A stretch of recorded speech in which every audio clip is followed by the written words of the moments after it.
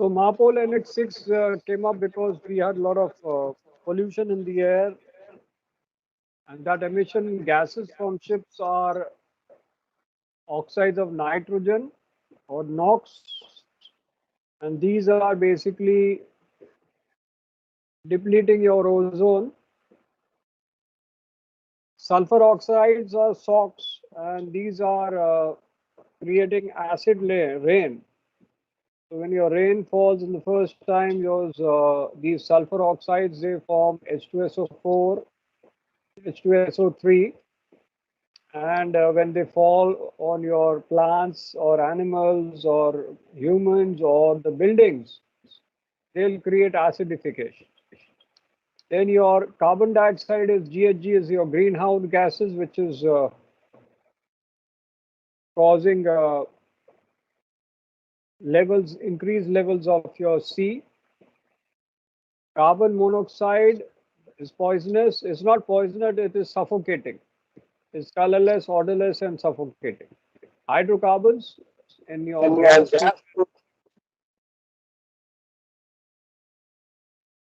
So hydrocarbons are in the gas, soot, and particulate matter, PM. That is particulate matter. So concentration of your different exhaust gases will depend on what kind of engine you have, what kind of setting you have, what is your fuel type, how much is your sulfur content in fuel. So Annex 6 basically came up because US Environmental Protection Agency and European Union found that sulfur dioxide is the biggest source from the ship, and that is creating acidification, and that was the aims to reduce this through international regulations. So MARPOL Annex 6 entered into force 19th May 2005. It is applicable to all ships of 400 gross tonnage and above, and to offshore vessels built on or after 19th May 2005. So the ships built before 2005, they have to have the first scheduled dry docking after 19th May 2005. Then they have to be compliant with Annex 6 or by 19th May 2008. And they will all have International Air Pollution Prevention Certificate or IAPP certificate. So continuous feeding in this annex means your waste is fed for combustion chamber without human assistance, which is operating between 850 degrees to 1200 degrees in engine room. NOx technical code means technical code for control of emissions of nitrogen oxides from diesel engines. Ozone depleting substances are the substances which are depleting the ozone layer. So ozone layer is above in the stratosphere, and that is protecting the earth from ultraviolet rays of the sun. Otherwise, the UV rays will cause skin cancer, and they will have a lot of detrimental effect on humans, plants, and animals. Then you have sludge oil, which is sludge from fuel and lubricating oil separator, waste lubricating oil, waste oil from bilge water separators, oil filtering equipment, or drip trays. Shipboard incineration means incineration of waste or such matter on board a ship, and these wastes which are generated during normal operation of that ship. SOx emissions are basically emission control area is the area where your special mandatory measures are there to reduce or prevent SOx emissions.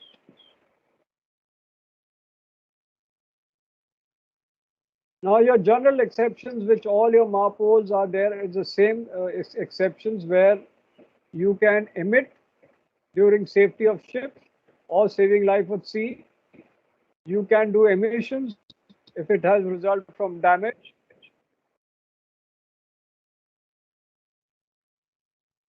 To any ship or the equipment. That is, suppose a ship is passing under a bridge, and the bridge is basically not a fixed one which is operating It had happened one of the accidents when a bridge was passing below that. The operator of the bridge, instead of opening the bridge, he started lowering the bridge. So the vessel master and the pilot didn't realize, and the funnel and all was broken. Now, because of that, your damage of ship has happened, and emissions have resulted in the air. So that will be a general exception, provided that you have taken precautions to control that emission. And that emission is not caused by willful fault of the owner or intent of the owner. Then this is an exception. So MARPOL Annex 6 will cover: one is ODS, which is ozone depleting substance, nitrogen oxide emissions from diesel engines, sulfur oxide emissions from ships, volatile organic compounds. These are compounds you find in chemical tankers and tankers. Shipboard incineration, fuel oil quality. Now we'll come with the first is your ODS or ozone depleting substance. Here your new installations containing ODS are prohibited as per Montreal Protocol because they are depleting ozone layer. So the following ODS found on board are halon 1211. Earlier your firefighting system was consisting of ozone depleting substance halon. Now all this has been prohibited. So halon 1211, 1301, 2402 has been prohibited. CFC or chlorofluorocarbons, CFC 11, 12, 113, 114, and 15, all are prohibited. So deliberate emission of ozone depleting substance during operation, maintenance, and repair is prohibited. Hydrofluorocarbons were permitted until 1st January 2020. Now that has also been prohibited.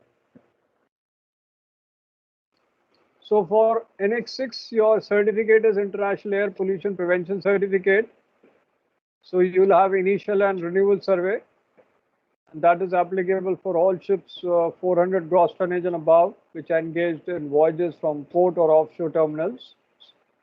Also for your platforms and drilling rigs, engage in voyages to waters under sovereignty of these parties who have signed this protocol for Annex 6.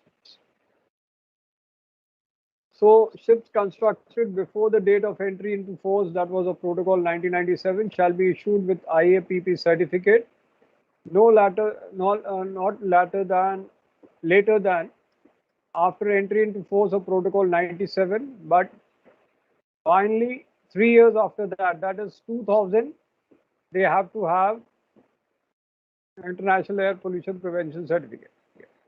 So this IAPP certificate will be issued or endorsed by flag states or any person or organization duly authorized by this, which is recognized organization. They can issue IAPP certificate.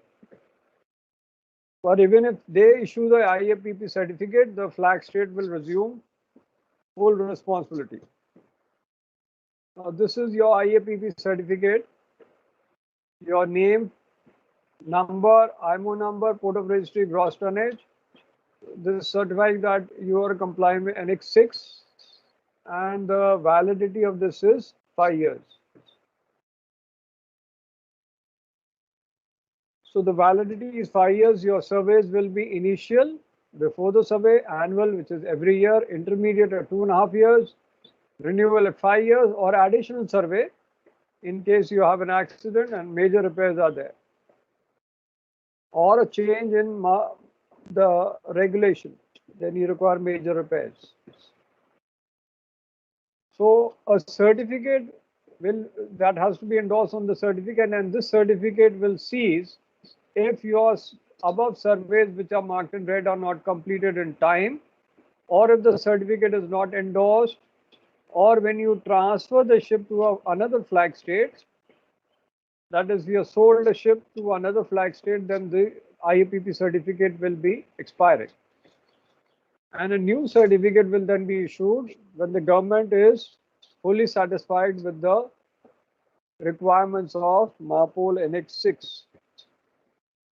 Now, if there is a transfer between parties, if requested within 3 months after transfer has taken place, government of party whose flag state was formerly entitled to fly will transmit to the new flag state the copies of certificate carried before the transfer of the copies of relevant survey reports so that the new flag state can issue the IAPP certificate with their surveyors. Now, Regulation 10 means what kind of compliance will be done by Port State Control. So they can come on board to inspect. They can issue clear grounds if they believe that the master or crew do not know about Annex 6 or the procedures how to control it. And the ship will not sail unless they are all familiarized or they don't have a training done. So unless they have a training done, the ship will not be allowed to sail. Now for the NOx emissions from diesel engines. So this applies to your diesel engines which have got a power more than 130 kilowatt, which are installed on a ship before, on or after, installed on or after 1st January 2000, or they are built on or after 1st January 2000, or if your existing engine has been replaced or added, then this will be applying. Or if there is a substantial modification or after 1st January 2000, or if the MCR, now I'll tell you what is MCR. There's a difference between MCR and NCR. So MCR is maximum continuous rating. So suppose there is a pirate skiffs there, which is in sight, and the master wants to increase the speed of the ship. So he tells the engine, no, go on MCR. So the chief engineer is going to increase the RPM to maximum. So that is maximum continuous rating. Or suppose he wants to avoid a storm or avoid a collision, he might phone engine room and ask for MCR to increase your speed to avoid a collision. So in case of emergency, he can call for MCR or normally your NCR will work out. So normal continuous rating is basically a reduced RPM, not a reduced to dead slow head or slow head, but little less than your maximum RPM, so that your fuel consumption is not high, because at MCR your fuel consumption will be very high. So normally the ships run at NCR, which is normal continuous rating. ये समझ आया कि नहीं? MCR NCR समझ आया कि नहीं आया? सर नहीं आएगा। समझ नहीं आया? अच्छा, चलो समझाते हैं, नोट से समझाते हैं। चलो, यहाँ से समझ नहीं आ रहा तो नोट से समझाते हैं।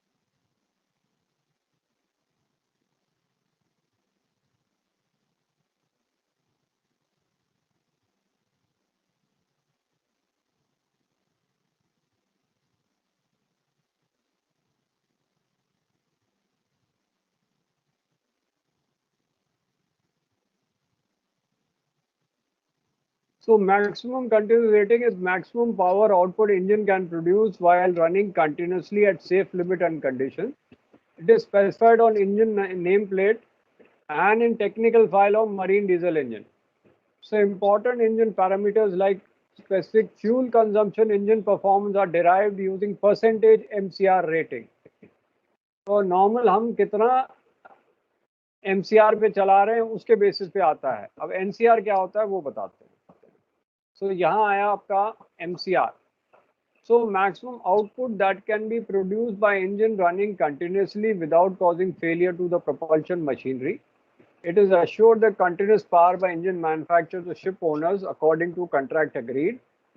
तो एक्चुअली हम ये पावर यूज नहीं करते हैं क्योंकि इससे हमारा फ्यूल कंजम्पशन हाई हो जाता है, क्योंकि इतना आरपीएम सपोज आपका है कि 200 आरपीएम MCR है, तो इसका मतलब 200 आरपीएम एक्चुअल सर्टिफाइड है, इस पे चलाना है. लेकिन इसको सिर्फ यूज करते हैं इमरजेंसी में, लाइक एक्सट्रीम बैड वेदर हो गया, स्टॉर्म मारा है, पायरेट अटैक हो गया, कोलिजन बचाना है, तो हम MCR यूज करते हैं. अदरवाइज हम NCR यूज करते हैं जो 85 से 95% MCR का है, सो दैट हमारी एफिशिएंसी ठीक रहे, मेंटेनेंस कम रहे, इकोनॉमिक रहे, क्योंकि हमारा फ्यूल कंजम्पशन कम रहेगा. अब समझ आया? अभी भी समझ नहीं आया?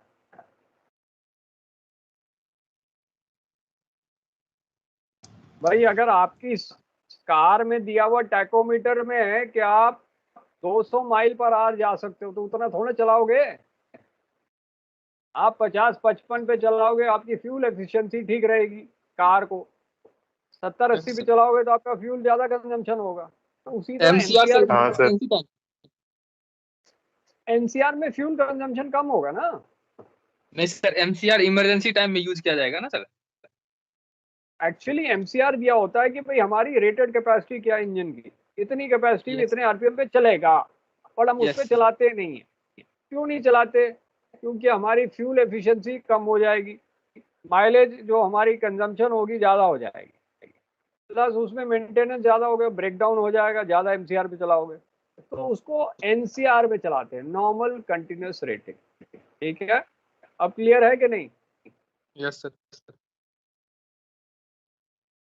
सो ये बेसिकली आपका कंट्रैक्चुअल आउटपुट. तो बाकी हम नहीं कराते, आइडियल फायरिंग स्पीड और ये सब आपको नहीं करना. जो ये देखो आया हुआ ना, MCR दिया हुआ है 73.9 आरपीएम, NCR दिया हुआ है इतना आउटपुट मिलेगा एट 71.3. तो हम इस पे चलाएंगे नॉर्मली.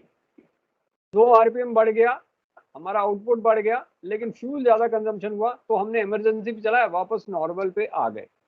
नॉर्मल पे हम इतने में चलाएंगे. ठीक है,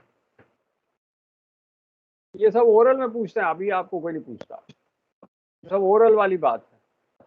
रिटर्न में कोई नहीं पूछता MCR NCR क्या है, ये क्या है. तो अगर MCR को हमने 10% ज़्यादा बढ़ा दिया आफ्टर 1 जनवरी 2000, तो फिर हमें नॉक्स एमिशन को कंट्रोल करना पड़ेगा एज पर NX 6. लेकिन इनमें किस इंजन पे नहीं अप्लाई करता? जो भी इमरजेंसी उस पर ये लगेगा नहीं. Emergency diesel engine, engine in lifeboat, या emergency engine for your emergency lighting, वो इमरजेंसी के जो भी चीज़ के लिए यूज़ कर रहे हैं engine, NOx emission from diesel engine will not apply. Otherwise ship के डीजल इंजन पे अप्लाई करेगा. अब हमारा जो सल्फर ऑक्साइड के जो एमिशन रिक्वायरमेंट है, सॉक्स रिक्वायरमेंट्स, वो अब आ गए आपके यहाँ सामने. तो यहाँ बिफोर 1 जनवरी 2012 आपका फ्यूल सल्फर कंटेंट लिमिट था 4.5 worldwide. After 1 January 2012 it had reduce to 3.5% worldwide, और आफ्टर 1 जनवरी 2020 इसको कम करके 0.5 हो गया. इसलिए हमारे बंकर फ्यूल में सल्फर कंटेंट भी कम हो गया. अब आपके एमिशन कंट्रोल एरियाज में, ये तो outside emission control area, ECA के बाहर है. ECA के अंदर में 4 एरिया हैं. बाल्टिक सी एरिया, ये तो बहुत कॉमन एरिया है, सब जगह है. PSSA में भी है, NX1 में भी है, फिर NX2 में भी है, NX4 में भी है और NX6 में भी है, ठीक है, और NX5 में भी है, सब जगह है। NX3 में नहीं है, NX2 में नहीं, सॉरी NX2 में नहीं है, NX2 में साउथ ऑफ एंटार्क्टिका है, तो साउथ ऑफ 60 डिग्री साउथ, तो NX2 में नहीं है, NX3 में नहीं है और बाकी में है। तो यहाँ Baltic Sea area, North American area, United State Caribbean Sea area, North Sea area, ये सारे एमिशन कंट्रोल एरियाज हैं। Earlier it was 1.5%, that is before 2010 July. After 2010 July it was 1%, and after 1st January 2020 0.1% हो गया है sulphur content in pollution in air, उससे ज़्यादा नहीं होगा by the ship. Outside ECA it will be 0.5, जो आजकल लेटेस्ट है 0.5 आउटसाइड ECA, इनसाइड ECA 0.1%।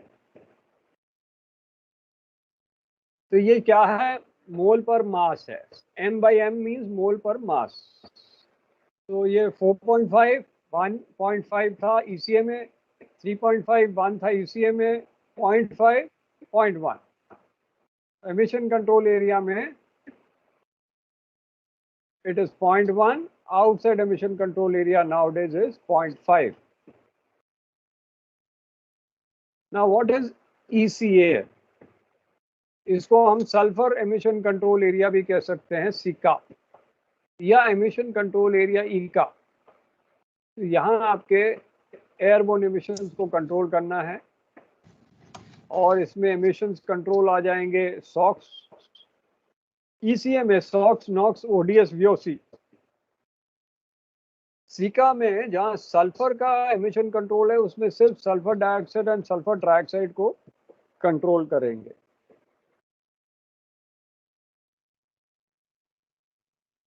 इसमें आपके emission control, fuel quality, socks, particular matter, आजकल नहीं आ रहा था जब पोल्यूशन हाई था कि PM 2.5 का लेवल ये हो गया, PM 10 का ये लेवल हो गया। पार्टिकुलेट मैटर का मतलब है जो सस्पेंडेड पार्टिकल्स है एयर में।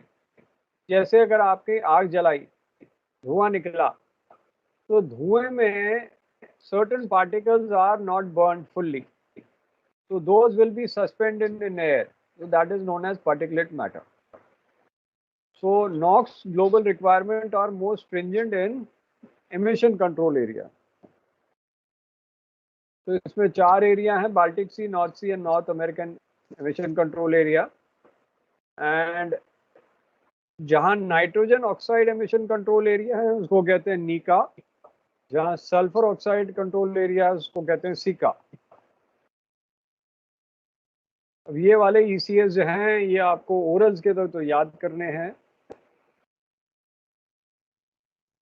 अब जो लेटेस्ट आए हैं, जनवरी 2020 में नॉक्स एरिया को इंक्लूड कर दिया है इन बाल्टिक सी, पहले सॉक्स एरिया था, अब नॉक्स भी इंक्लूड कर दिया है इन एमिशन कंट्रोल एरिया। नॉर्थ सी में पहले सॉक्स एरिया था, अब नॉक्स को भी इंक्लूड कर दिया जनवरी 21 में, बाकी सब पहले से थे। नॉर्थ अमेरिका में सॉक्स भी है, पर्टिकुलेट मैटर भी है, इनमें पर्टिकुलेट मैटर नहीं है। इसमें सॉक्स था एंड पर्टिकुलेट मैटर 2012 तक आ गया था, नॉक्स 2016 में आ गया।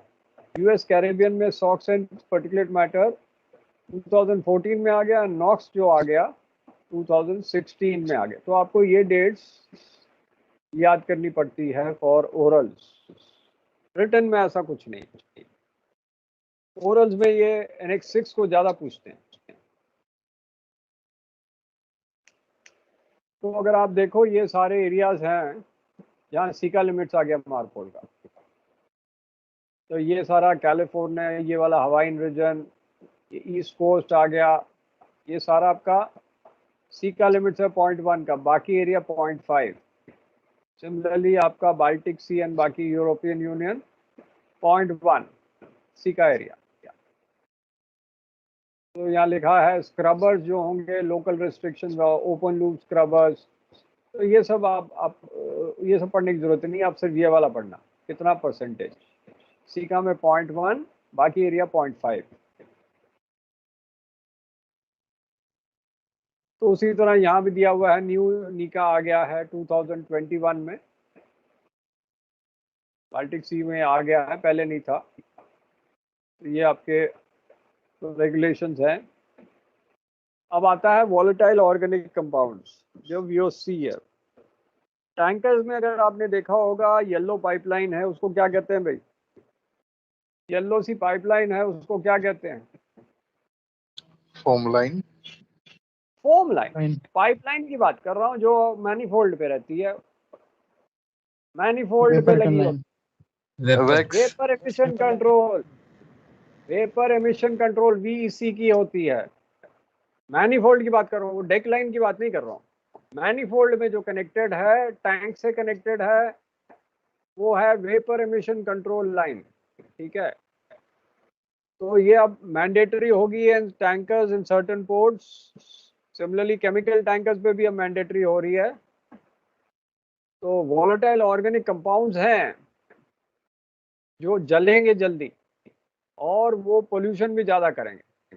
सो ये lighter parts of crude oil है that vaporises during ship loading operations, so that is dangerous to our health because cancer cause करते हैं। So oil tankers, ports and terminals are implementing VOC controls during loading and unloading of oil cargoes. ये vapour emission control का video फिर बाद में दिखाऊंगा, आधा घंटे का वीडियो है, मुझे याद दिलाना, बाद में दिखाऊंगा, ये सब पहले हो जाए। So tankers need to install vapor emission control approved by administration, be compliant with MSC, and ports and terminals with approved vapor emission control can accept tankers without VC for 3 years after effective date. Tankers need to develop vapor emission control management plan as per flag states, and they have to reduce your VOC during loading, sea passage, discharge, and as per VOC management plan, there should be a responsible person. The language should be English, Spanish, and all. Additional VFC should be during cargo washing. अब शिपबोर्ड incineration जो है for sewage sludge, sewage oil generator, इसको normally हम auxiliary power plant और boiler में रखते हैं, but with in ports और एस्टुअरीज और harbours you can not burn that. तो यहाँ दिया हुआ है रेगुलेशन, इसमें इन चीज़ों को नहीं जला सकते। मार्पोल एनेक्स 1 और 2 and 3 कार्गोज को नहीं जला सकते। पीसीबीज और पॉलीक्लोरिनेटेड बाइफेनाइल को नहीं जला सकते। गार्बेज कंटेनिंग हैवी मेटल को नहीं जला सकते। रिफाइंड पेट्रोलियम कंटेनिंग हैलोजेंस को नहीं जला सकते। Exhaust gas cleaning system residues को नहीं जला सकते। क्या जला सकते हैं? पीवीसी को जला सकते हैं, उसके लिए टाइप अप्रूवल चाहिए। Sewage sludge oil permitted in boiler को जला सकते हैं, बट अगर पोर्ट हार्बर और एस्टुअरीज में है, एस्टुअरी मीन्स रिवर का माउथ, तो आप नहीं जला सकते। और ड्रम में बाहर डेक पे नहीं जला सकते, कुछ आपको फर्नेस में ही जलाना है, ड्रम में नहीं जलाना। तो इसमें रेगुलेशन आ गया, combustion chamber should reach 600 degree Celsius with in 5 minutes of startup, and they should have combustion gas flue outlet temperature monitoring system. All incinerators installed after 1st January 2000 will be type approved. और जो domestic shipping में use कर रहे हैं before 2005, उसको exclude कर रहे हैं। and your incinerators will require operating manual training for your engine room staff and temperature control. Of regulation 17 of Annex 6 states that you are supposed to have reception facility, जिसमें suppose repair पे जा रहे हैं तो ozone depleting substance का reception करें, so that that can be removed from ship. And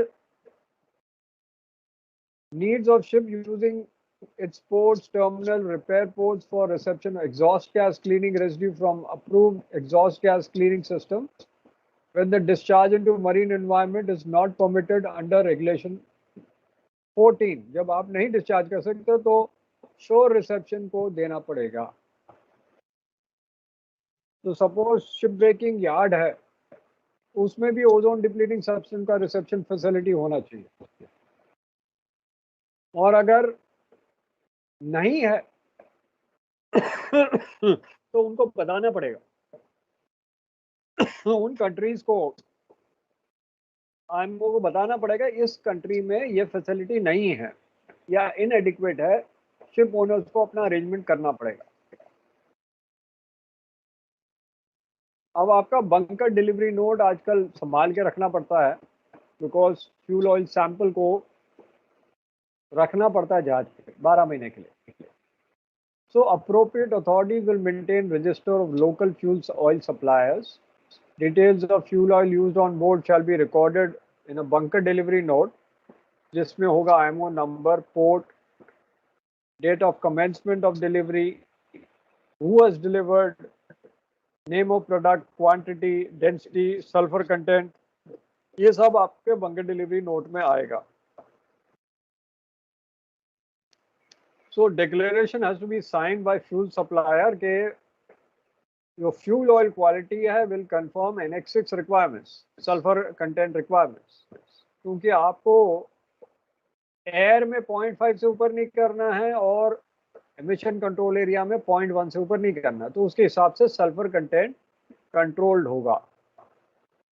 तो bunker delivery note को 3 साल रखना है शिप पे, सैंपल को 12 महीने। सो फ्यूल ऑयल सैंपल जो है बंकर डिलीवरी नोट के साथ रखना है 12 महीने, बंकर डिलीवरी नोट को 3 साल और फ्यूल ऑयल सैंपल को 12 महीने। तो इसमें आपका सैंपल को चेक किया जाएगा कि आपका सैंपल करेक्ट है कि नहीं। सैंपल से पता करेंगे कि आपका एमिशन कितना है एक्चुअली, क्योंकि आपने लिख दिया कि नहीं हमारा तो कंट्रोल हो रहा है, लेकिन सैंपल में डीजल की सल्फर की मात्रा ज़्यादा है, तो दैट मीन्स आप झूठ बोल रहे हो। तो ये आपका बंकर डिलीवरी नोट है, ये बंकर बाद से लिया है, कब स्टार्ट हुआ, कब एंड हुआ, कितना quantity, sulphur content, average viscosity. अब इसमें सल्फर कंटेंट ज़्यादा है, तो ये पुराना वाला नोट है 2011 का, तो अब इसमें तो बड़ा कम होगा, क्योंकि आपको 0.5 करना है तो 0.5 से ऊपर नहीं होना चाहिए। ये सारी चीज़ आपके बंकर डिलीवरी नोट में होगा।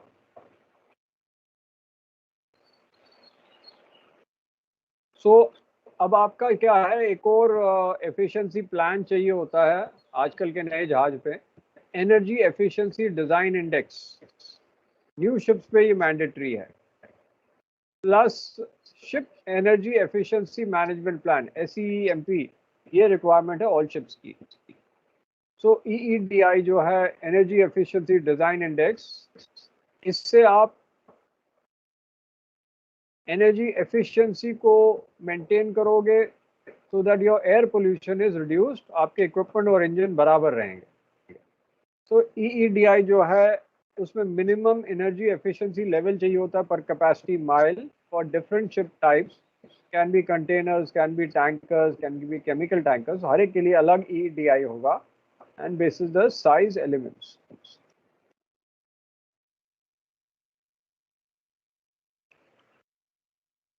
So yesterday we were seeing on that ship energy efficiency management plan.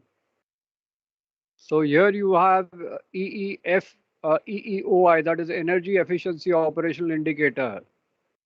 So your SEMP basically is operational measure so that you can improve the energy efficiency of the ship so that your costs are down. So the SEMP is a management plan for controlling your energy requirements and how to use the monitoring tool. That monitoring tool for controlling your energy is energy efficiency operational indicator, is EEOI. So that is used for checking what is your performance efficiency on ship. So basically that was for controlling your fuel efficiency, and because you're controlling fuel efficiency, your pollution levels will reduce. So your energy efficiency operational indicator will make your operators to measure the fuel efficiency on ship. All these are basically for reducing your fuel consumption and reduce pollution. So there you improve your voyage planning. That means you are employing those softwares to check where areas you have to, how you move about to avoid dangers like tsunami, hurricane, and all. So there you can have your voyage planning done. You have voyage planning softwares, and also how to have better propeller cleaning. Because if your propeller is clean, so your thrust will be more and your ship speed will be better. And then they are introducing better technical measures like waste heat recovery system. So whatever your furnaces and exhaust gases are there, they can be utilized for other operations. And if your propeller vibrations are too much, then you might require a new propeller. So they will be guiding you what you require for better improved fuel efficiency. So SEMP is for management plan for improving your energy efficiency. That will make your operators and ship owners to take up new technologies so that your energy efficiency is improved. So your EEDI is your design index. So when you're designing a shipbuilding a ship, your new ship is being built. So you have to take the design index for energy efficiency, verify it, do the construction of the ship, do the sea trial and operation. For SEMP, so your SEMP basically will be, the management plan will be verifying your EEDI or design index, planning improvement, energy efficiency operational indicator will be monitoring your SEMP. So this is the operational indicator for monitoring SEMP, and design index is the hardware used for the engines for improving efficiency. So both will be required for MARPOL Annex 6. So this is your EEDI is your energy efficiency design index, will be performance of hardware, the ship. Energy efficiency operational indicator will be performance improvement of the ship for reducing your fuel or controlling your fuel efficiency. And everything will be as per your ship energy efficiency management plan. So here you will have a better speed control, weather routing, better maintenance, optimum trim and draft so that your speed is better, fuel consumption is better. So you have a design, the plan, operation by EEOI, and monitoring, operation by SEMP, and monitoring by your EEOI is energy efficiency operational indicator. So what are your measures of SEMP on board is better hull monitoring and maintenance, your propulsion of ship maintenance, that is propeller cleaning and all, waste recovery methods, improving of waste recovery, optimize ship and cargo handling, energy management of the ship, records and feedback to the company, and better weather routing. So this will be your SEMP. And then you will have this certificate for EEDI. So when your ship is being built, there's a IMO number, call sign, and port of registry. And this is a design index certificate. So that is how much your carbon dioxide is being released on board. So energy, your ECA is emission control area. So we have various ECAs of SICA and NICA. And what is SOx emission norms हमने किया था, bunker delivery note, EEDI design index है और ये operational indicator है। इसके ऊपर इतना नहीं आएगा आपको, ये ज़्यादातर ओरल्स में पूछते हैं नॉर्मली, ये चीज़ें ज़्यादातर मास्टर्स को पूछते हैं, बट आप लोग भी पढ़ लो।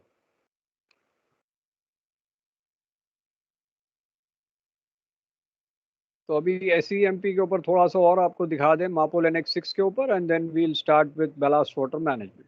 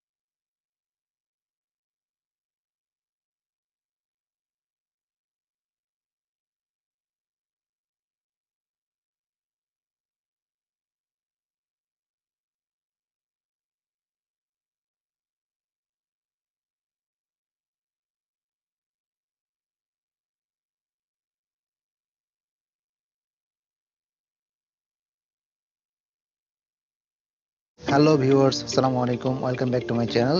Hope you all are doing very well. In this video, I'll be talking about recent hot topic IMO 2020. Those who already know about this regulation, you guys can share this video to others and also let me know in the comment section below about your company policies and other experiences. Well, those of you don't know or know a little bit, this video is absolutely for you. So without any further delay, let's get started. Before we start the main video, I want to share why was it deemed necessary to introduce this global sulfur cap. Pure environmental and health reason. As you know, the shipping industry is one of the world's biggest sources of sulfur oxide pollution due to its use of 3.5% sulfur fuel.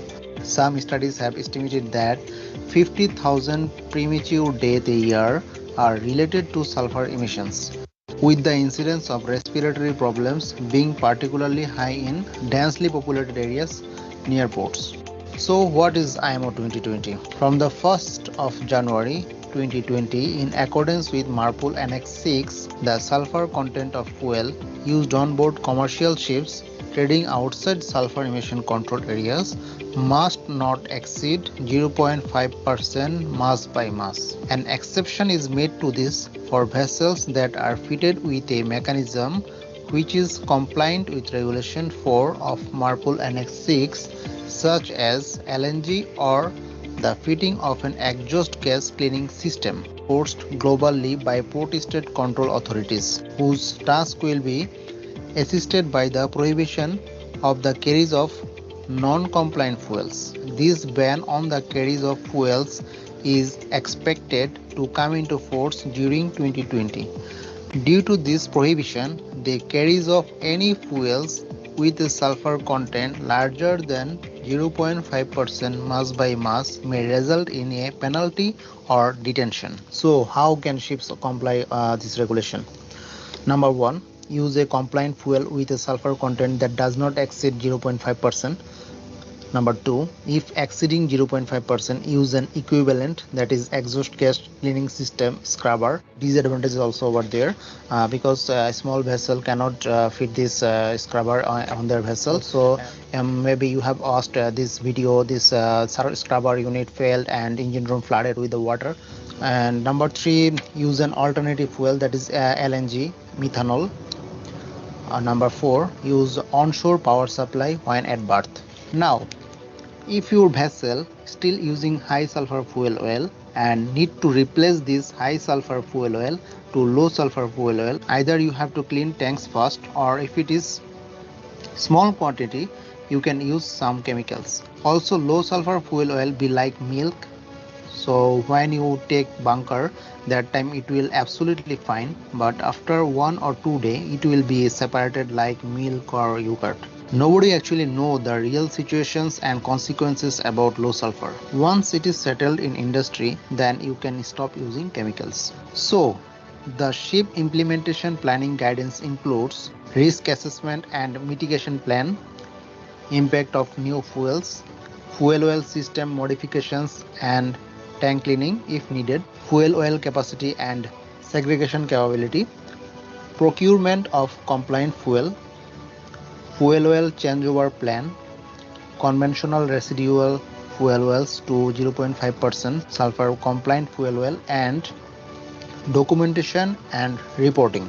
This part is very important on board ship as when the PSC and vetting inspector will come on board, he will check the documents only. So you need to properly file up your actions, last bunker report, changeover from high sulfur fuel oil to low sulfur fuel oil, all these things. And about reporting, suppose your next port is Singapore. So when you send your EPAN to Singapore MCA, you must fill up that vessel using low sulfur fuel oil.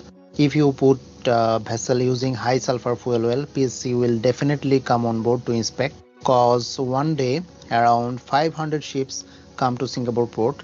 They cannot inspect all the vessels, they only visit some selected vessels. Even if coming to Singapore time, vessel having high sulfur fuel oil, departure time it must be empty, otherwise you have to discharge as slop. So what controls will there be once the new global limit takes effect? Ships taking on fuel oil for use on board must obtain a bunker delivery note which states the sulfur content of the fuel oil supplied.